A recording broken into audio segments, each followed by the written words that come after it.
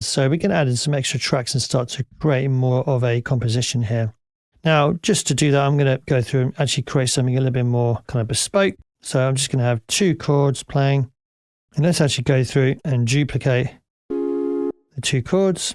I'm actually going to go through and directly create a chord progression I want. So I'm going to do D minor 7, and I'm going to go E minor 7. So this is kind of like going 2nd chord of C major to 3rd chord of C major.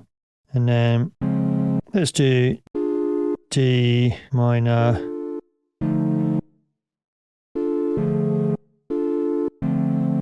We'll keep it on D minor 7 again.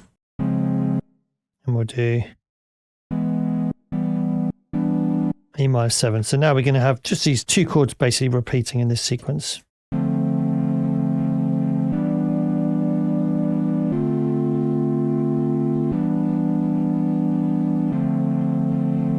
And obviously from here we can mess around with playing with different inversions should we wish.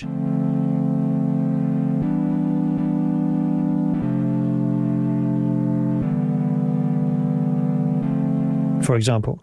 Okay, now we've got something nice and simple to work with to add in some extra parts. Now to add in extra parts, all we need to do is click on add track and we can choose the kind of sound we want. So let's go with bass next, and we've got a bass part now added in. So you'll see it's automatically come up with the bass sound editing area here. So let's choose a suitable sound. Let's turn it down to start with.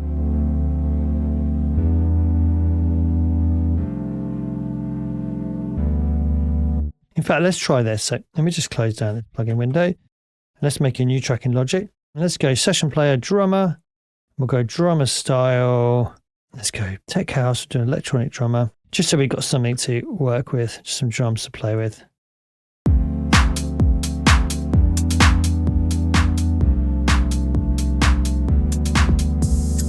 Okay, cool. Just makes it a bit more interesting to listen to. Okay, so here we have our bass part. And what I should say as well is we have a volume control on the track here as well.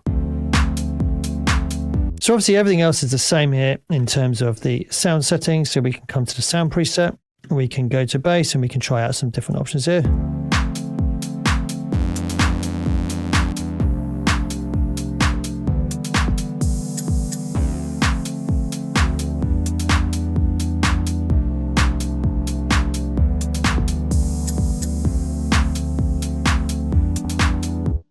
I leave it on that low setting, which I quite liked.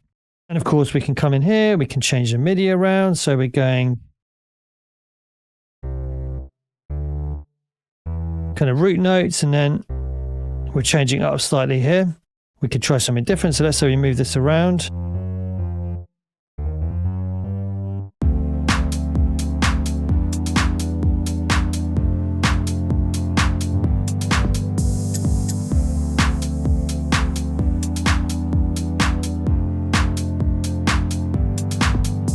We could change the rhythmic rules here, so let's give ourselves an 8th note bass line.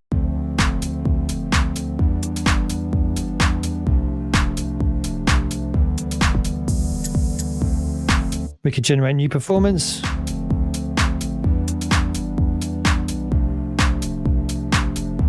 We could change and have more of a polyrhythmic bass line.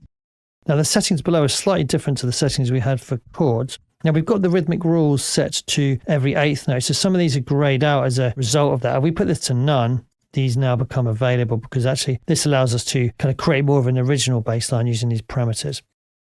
So first of all, we have density, which is going to be the number of notes. And you'll see this jumping around as we change the parameter.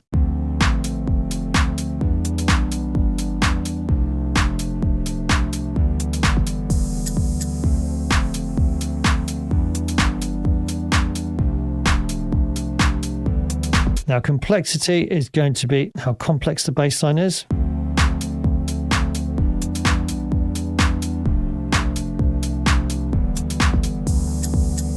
So these two differ in that density is kind of the number of notes we're going to have per bar, and complexity is more dealing with the rhythmic complexity. So if we have this on a lower value, it's going to be simpler, rhythmically simpler, and as we increase that, it's going to get more complex. And of course, we can generate new performances this way as well. So the next option we have is variation. Now this is going to basically vary the type of musical phrases that are going to be created. So you'll see that we have kind of more variation within here. So short notes, long note, short, long, short, short, long, short, short, short, long.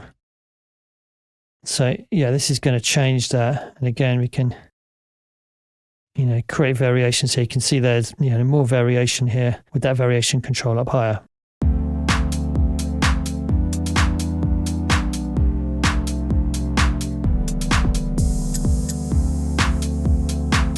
And don't forget, of course, we can go through and move notes around ourselves.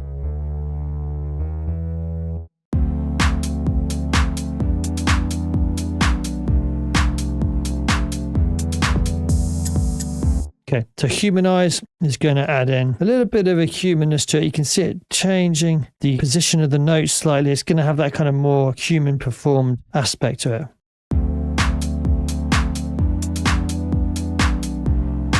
Generate new performance.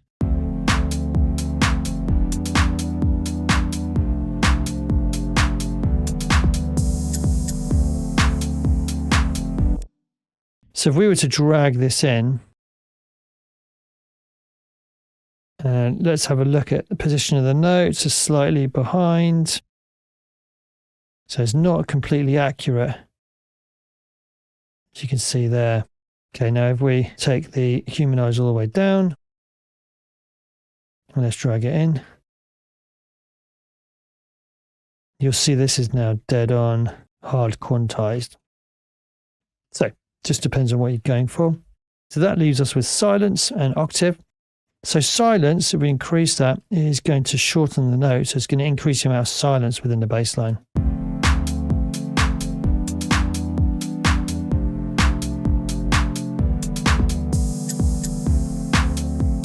Now, in addition, we can fine-tune this ourselves. So we wanted these notes to be longer, but generally things to be shorter. We can use our own editing in conjunction with the silence control.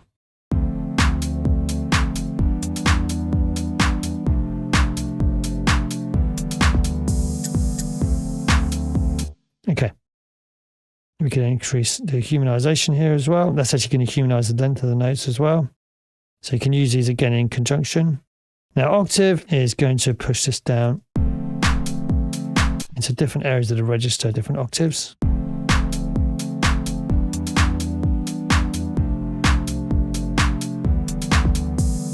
Like so.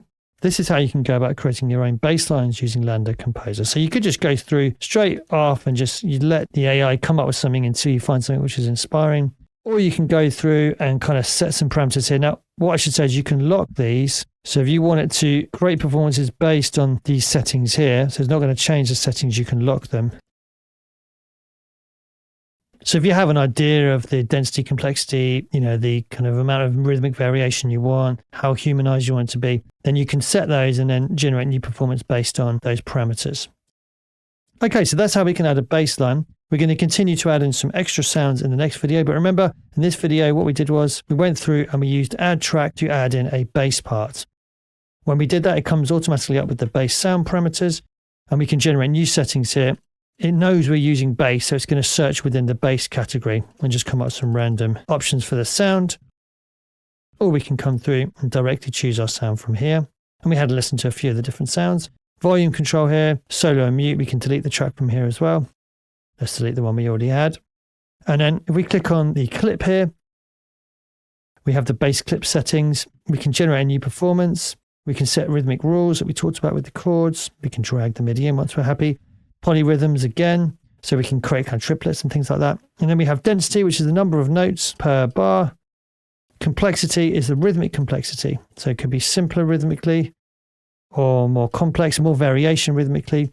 Variation is going to be the variation between the bars. You can see there, if we have that low, then it's much more uniform between different bars. You see that that's identical. If we vary it, then we're going to get much more variation within each bar. Humanize is going to just vary the start of the note and the end of the note to make it a little bit more human. Silence is going to increase the amount of silence within the parts. It's going to shorten the notes. And octave is going to push it higher or lower within the octave. Now with silence, I should say that we have a 0 position here. If we increase that, we're going to shorten the end. And if we go the other way, we're going to shorten from the beginning. as you can see there. So it's going to add silence either at the beginning or at the end, depending if we go left or right.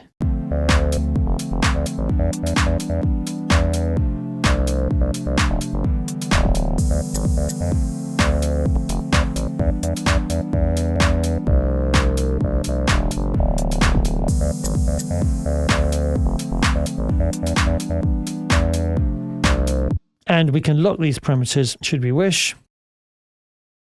And then we can use generate new performance to keep these locked and kind of generate within those parameters. Okay, so now we've covered the baseline. Let's have a look at adding some extra tracks. So I'll see you then. Thanks for watching.